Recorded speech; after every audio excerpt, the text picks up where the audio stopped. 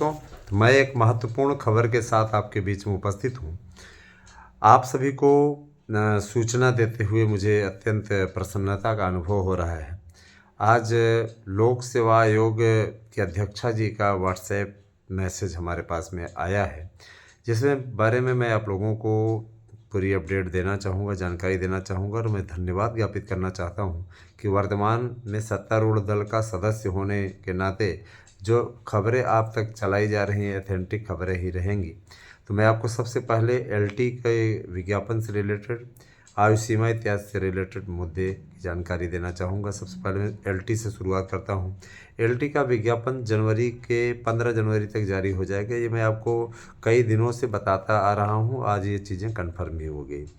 तो 15 जनवरी तक आपका एलटी का विज्ञापन आने जा रहा है और 8,500 से ज़्यादा पद हैं। उनमें पुराने पदों को भी शामिल कराने की कवायद जारी है, तो ये 10,500 से अधिक पदों की संख्या हो जाएगी।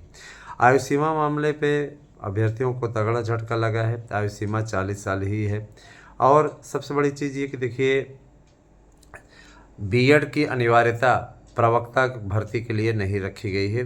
बीएड की अनिवार्यता न तो टीजीटी में न तो पीजीटी में रहेगी और न ही एलटी की भर्ती में, एलटी की प्रवक्ता भर्ती में रहेगी। तो इस पे आप लोगों के लिए काफ़ी बड़ा राहत होने जा रहा है।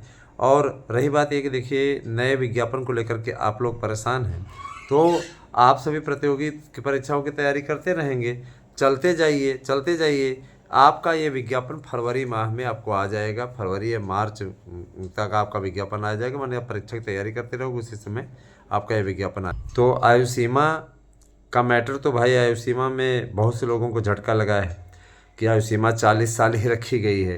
एलटी का विज्ञापन निकलेगा तो जो भाई हमारे 40 साल की उम्र पार कर चुके हैं या 40 साल की रडार पे हैं, जाहिर सी बात है जनवरी में निकलेगी तो उसी समय की आयु सीमा भी लागू होगी। लेकिन आपको निराश होने की आवश्यकता नहीं। आप आरक्षित वर्ग के हैं, चाहे आप EWS में हैं, चाहे आप है ना और भी ग्रुप में हैं, तो आपको उसमें छूट मिलेगी। लेकिन अगर आप सामान्य वर्ग के हैं तो इसके लिए प्रयास किया जा रहा है कि कम से कम आप लोगों को इसमें राहत मिले और इस दिशा में कोशिश की जा रही है। अब देखिए, बाकी आगे आने वाले समय में और क्या होता है, कोशिशों में लगे हुए हैं हम लोग। देखिए, सत्तारूढ़ दल का होने के नाते मैं इतना ज़रूर कहना चाहूँगा कि आपको इसका बेनिफिट मिलने जा रहा है और हम हैं, आप लोगों को सम्मिलित कराने में पूरी कोशिश करेंगे। दोस्तों, अब मैं आप लोगों को एक अपडेट और देना चाहूँगा। टीजीटी के लिए आयु सीमा का निर्धारण हो चुका है। 21 साल से 60 साल तक आप फार्म भर सकते हैं। किसी प्रकार कोई घबराने की आवश्यकता नहीं है। अगर फिर भी आप गुमराह हो रहे हैं किसी के द्वारा, है ना, तो आपको सिर्फ और सिर्फ आपसे उगाही करके आप लोगों का धन लेना चाह रहा है और याचिका इत्यादि करके नौटंकी कराना चाह रहा है। ऐसे लोगों से के चक्करों में ना आए और ये सिर्फ आपको गुमराह करने का कार्य कर रहे हैं।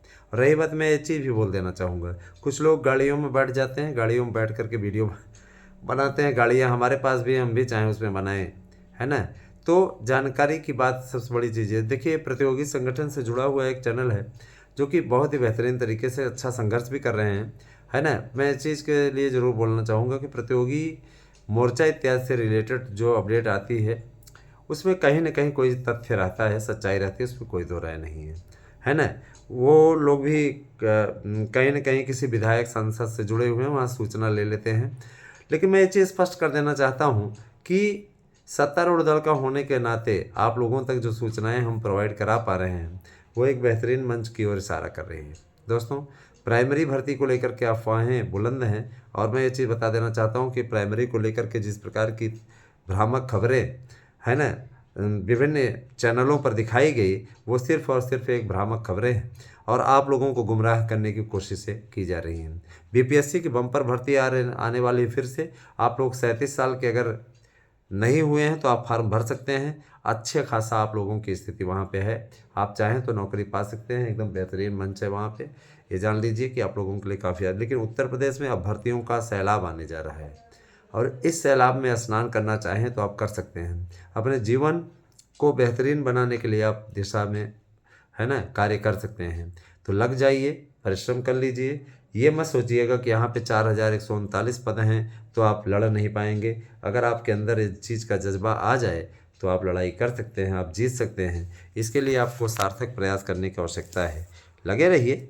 और ये भी मैं कहना चाहूँगा कि देखिए, अगर आपने पहले से ही मन बना लिया है हम तो कुछ कर ही नहीं सकते, हम तो कुछ हमसे हो ही नहीं सकता, तो फिर आप कुछ नहीं कर पाएंगे।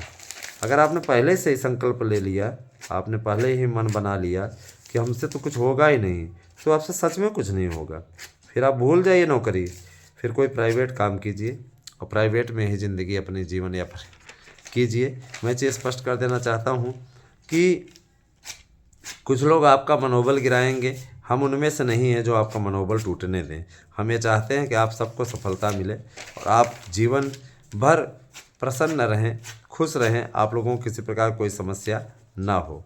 बस दोस्तों ये भी कहना है कि देखिए, आप प्रतियोगी संगठन से जुड़े हुए हैं, प्रतियोगी संगठनों की बातों को सुनते हैं, फॉलो करते हैं, उनके आह्वान पे आप लोग जा कर के अपना मनोबल ऊंचा करने के लिए वहाँ पे जाते हैं, है ना, नारा लगाते हैं। कभी कि पुलिस की लाठीचार्ज पहले हो जाया करती थी, अभी तो भाई लोकतांत्रिक तरीके से सरकार चल रही है, तो यहाँ पे अनर्गल तरीके से लाठीचार्ज जैसे कोई नहीं कर देता है। मुझे इस चीज़ का बेहद दुख है। मैं आपको बताना चाहूँगा एक वाक़या, 2012 की भर्ती जब अखिलेश यादव के समय में निकली हुई थी, दुर्भाग्य से जानते हैं दोस्तों क्या हुआ था। हाई कोर्ट के पास में प्रदर्शन करने गए थे, वहाँ पे प्रदर्शन पे लाठीचार्ज का आदेश उस समय शैलेंद्र यादव करके यहाँ पे एसपी सिटी था, तो उसने हमला करवा दिया था लोगों पे। अब हम लोग तो भाग निकले थे, लेकिन जो लोग पकड़े गए थे उनको बहुत मार मारा था, है ना। और अभ्यर्थी तो इस तरीके से पीटे गए थे, इस तरीके से पीटे गए थे कि बेचारे जान लीजिए कि जीवन भर याद रखेंगे उस घटना को। कई तो अब नौकरी पा गए हैं, लेकिन उनके खिलाफ एफआईआर तक हो गया था। एफआईआर कटवाने के लिए भी वकीलों ने मोटी मोटी फीस ली थी। तो अगर देखा जाए तो भाई हम 2 भाई गए हुए थे प्रदर्शन में, लेकिन हम लोग तिरछे पाँव उल्टे तरफ से भागे, जिधर सब भाग रहे थे उधर नहीं भागे और स्पष्टतः बच करके सुरक्षित चले आए। खरोच भी नहीं लगी, जान लीजिए, सुरक्षित बच के चले आए। तो मुझे उस दिन का याद है। उसके बाद से फिर समाजवादी पार्टी की सरकार में कभी हम लोगों ने प्रदर्शन नहीं किया, क्योंकि जानते हैं समाजवादी पार्टी की सरकार में कोई न्याय मिलना नहीं है। जो सरकार वैकेंसी निकाले और वैकेंसी निकाल करके इस तरीके का व्यवहार करे कि पूरा 60-60 हज़ार रुपया खा जाए, और सबसे बड़े दुर्भाग्य की बात सुनिए कि 60-60 हज़ार रुपया खा जाए और उस पर विज्ञापन देने की कोशिश तक न करे। अब आप स्वयं सोच लीजिए कि ऐसा व्यक्ति क्या आप लोगों का पैसा वापस करेगा क्या, है ना। 72,825 की वैकेंसी हुई, वैकेंसी में किसी प्रकार का कोई ना तो आज तक पैसा वापस हुआ। और ये इतने निर्लज्ज लोग हैं कि इनको इस बात के लिए किसी भी प्रकार से, इनको किसी प्रकार कोई कहता है ना तो इनको बड़ी तेज मिर्ची लगती है। ये बेरोजगारी के मुद्दे पे योगी सरकार को घेर रहे हैं। आने वाले समय में इतनी वैकेंसी निकलने जा रही कि ये रोजगार के मुद्दे पे भी बोलने लायक नहीं रह जाएंगे। इनके समय में रोजगार निकलता ही नहीं था, निकलता था तो किसी जाति विशेष वर्ग को लाभ दिला करके चला जाता था, है ना। इनके जो विधायक हैं, सांसद हैं, उस समय क्या करते थे, ये लड़कियों से कहते थे हमारे साथ में सो जाओ, तुम्हें दरोगा की नौकरी मिल जाएगी, सिपाही की नौकरी मिल जाएगी। ये तथ्य निकल करके आया था जब 2005 में शिवपाल सिंह यादव जैसे लोग मंत्री थे मुलायम सिंह सरकार में, तो कई मैटर निकल के आया हुआ था। किसी नेता विशेष पे नहीं ब्लेम लगा रहे हैं, लेकिन ये मैटर वहाँ पे निकल के आया हुआ था कि लड़कियों ने आरोप लगाया था कि हमसे कहा गया कि आप हमारे साथ सो लो, आपको नौकरी मिल जाएगी। माने उनकी इज्जत से खेलेंगे ये लोग तो नौकरी देंगे। और इन्हीं के मुखिया ने इस चीज़ का बयान भी दिया था कि लड़के हैं, लड़कों से गलती हो जाती है। तो अब आप समझ सकते हैं कि कितनी निकृष्ट और घटिया सोच ऐसे लोगों की है। इनके जरिए क्या कानून व्यवस्था बन सकती है कि इनके जरिए नौकरी दी जा सकती है।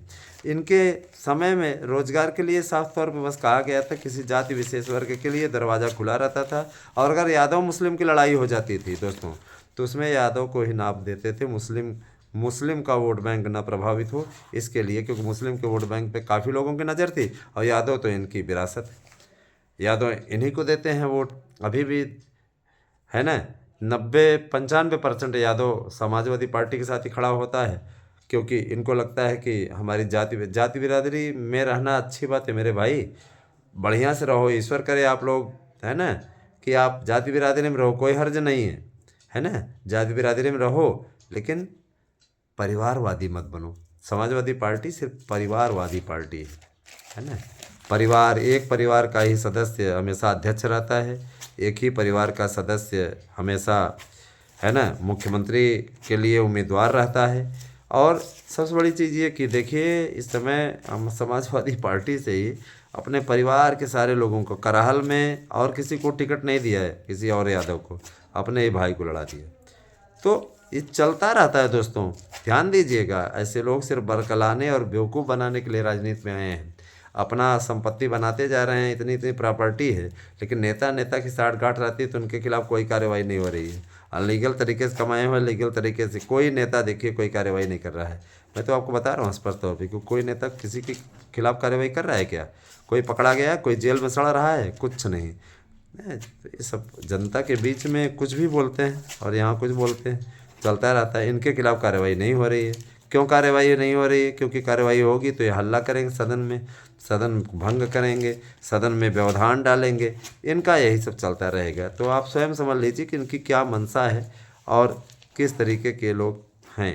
कहने लायक तुम नहीं, ज़्यादा कुछ बोलेंगे नहीं इस पर, लेकिन इतना आप स्वयं समझ लीजिए कि इन सभी का, है ना, सिर्फ एक ही मकसद है, अड़ंगा डालना। तो भर्तियों की खेप तैयार हो चुकी है और बहुत जल्दी ही ये ताबड़तोड़ भर्तियां आप लोगों के बीच में आने वाली हैं। अब तो लोक सेवा आयोग ने भी स्पष्ट कर दिया कि जनवरी में हम विज्ञापन देने जा रहे हैं। तो विज्ञापन अब आने जा रहा है दोस्तों, आप सभी लोग खूब जम के तैयारी कीजिए, नौकरी लीजिए, है ना, यही आपसे कहना है। और शिक्षक बनना है तो इसके लिए आप हमारे यहाँ के नोट्स लेकर के, शानदार सफलता वाले नोट्स हैं, मैं गारंटी देता हूँ। इस समय तो आप लोग अगर नोट्स बुक करते हैं तो आपको टीजीटी के साथ हम एलटी का भी दे देंगे नोट्स हर हाल में। तो इस समय आप लोगों को नोट्स बुक करने का बहुत फ़ायदा है, अगर चाहें तो आप लाभ उठा सकते हैं। ये आपको ज़्यादा नहीं, सिर्फ बड़ा दिन आने वाला है 25 दिसंबर, उस तारीख तक आपको ये छूट दे रहे हैं, तो आप लोग इसका लाभ उठाइए। बाकी भाई आप लोगों की अपनी मर्जी, आपका अपना भविष्य है, तो इस हिसाब से आपको चलना है ना।